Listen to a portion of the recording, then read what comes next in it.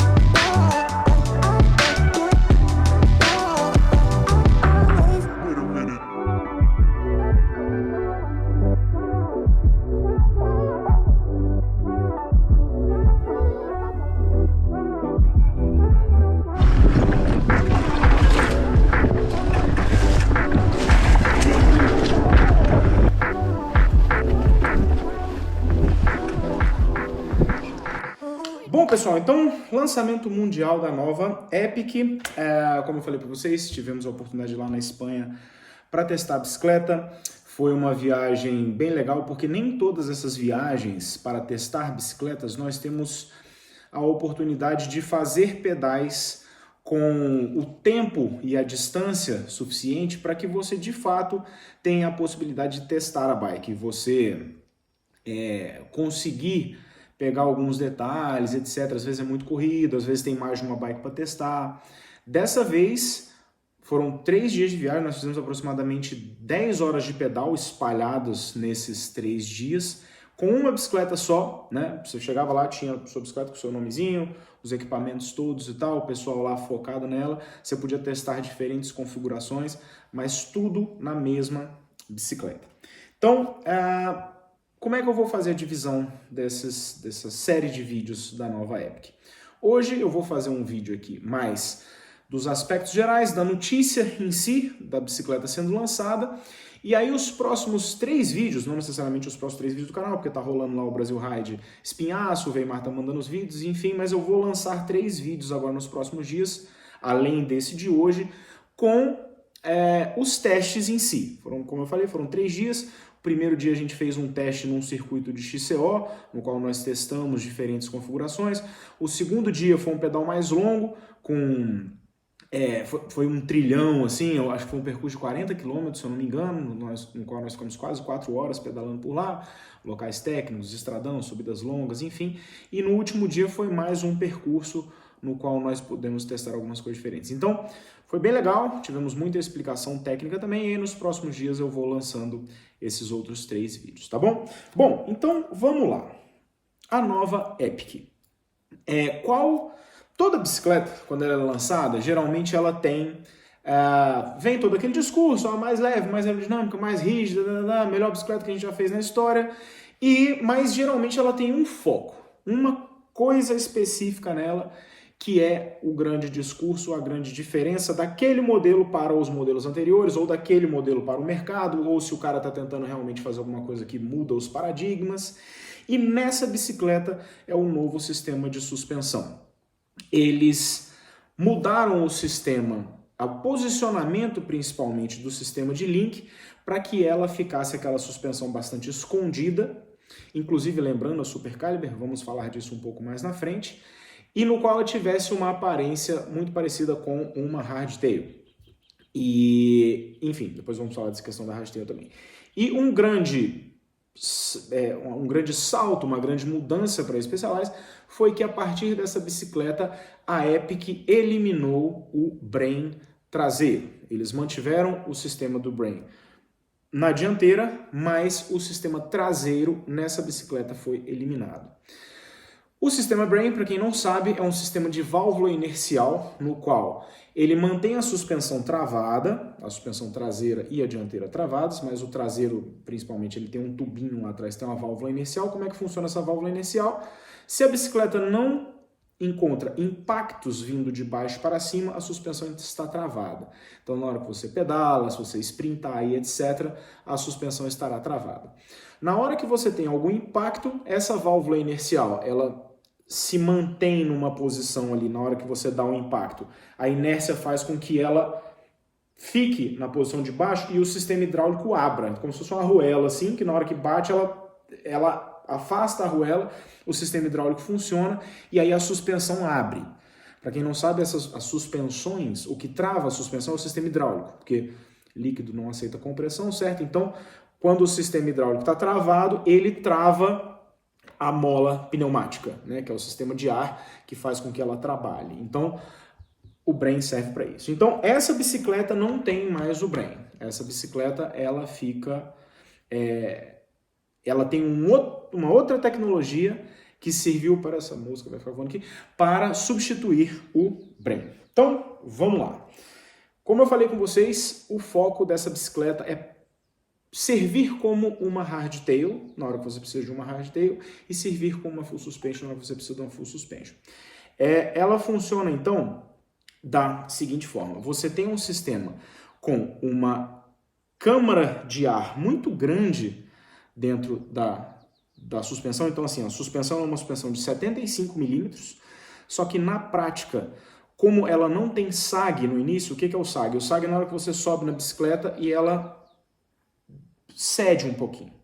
Como ela não cede esse um pouquinho, ela fica com um curso de 75 milímetros basicamente livre.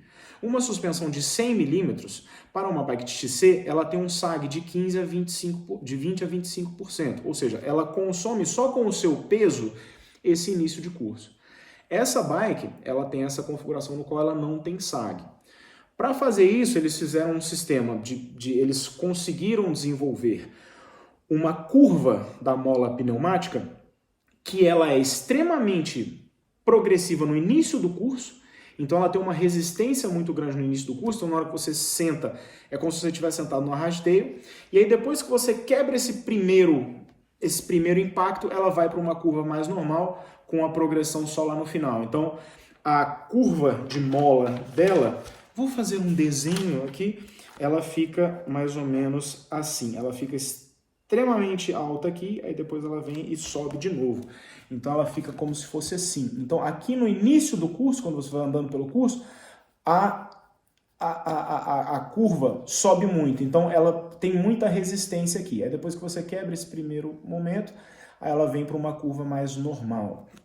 E com essa progressividade no final para evitar o final de curso. Então, é o que eles chamavam de digressive curve, ou degressivo, não sei se é porque não é bem regressivo. Enfim, essa é a explicação para isso. E eles fizeram também um sistema de regulagem bem interessante, que é o sistema de regulagem da câmara negativa. A câmara negativa, ela serve para criar uma força para voltar a suspensão para a situação inicial. Então, imagina que você tem o pistão, e aí você tem um momento aqui no qual você tem uma não sei se o meu braço vai servir para desenhar isso, mas enfim, quando o pistão da suspensão começa a comprimir a mola de ar, do outro lado da vedação você começa a criar um vácuo. Esse vácuo puxa a suspensão para a posição inicial dela. Então a câmara negativa serve para isso. Na bicicleta, na Epic, no modo normal dela, ela fica com essa câmara de ar mantendo a suspensão o tempo inteiro com essa início mais duro. E aí você tem outras duas configurações no qual você consegue deixar entrar um pouco de ar na câmara negativa ou mudar a posição da câmara negativa para que ela não crie tanta resistência nesse início de curso. Então o início de curso fica já um pouco mais como se já existisse como se existia uma força na câmera negativa para, na verdade, uma falta de resistência na câmera negativa para que ela comece a trabalhar melhor no início de curso. Então ela fica um pouquinho melhor. Eu particularmente preferi essa configuração.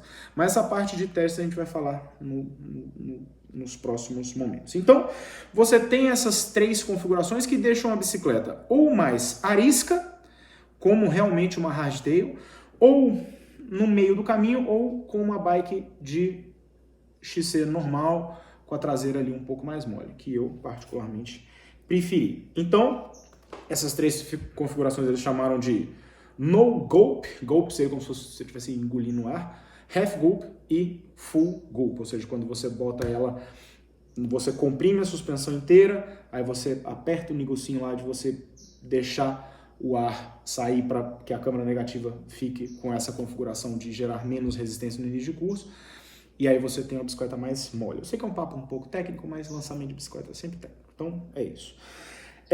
Bom, então vamos lá. Essa é a grande diferença da bike. O sistema, aí agora a questão do sistema de suspensão em si. O pessoal falou muito do negócio da aparência com a Super Caliber. Apesar dela estar parecendo a Super Caliber, o sistema é diferente. Por quê? A Super Caliber, ela tem um sistema de triângulo traseiro no qual ela se liga diretamente no choque. Ou seja, o seat stays, a bicicleta ela tem o chainstay, que é aquela parte do triângulo que vai do movimento central para o cubo da bicicleta, e o seat stay, que liga o cubo da bicicleta no seat tube ali próximo do selim, a parte do triângulo que faz assim.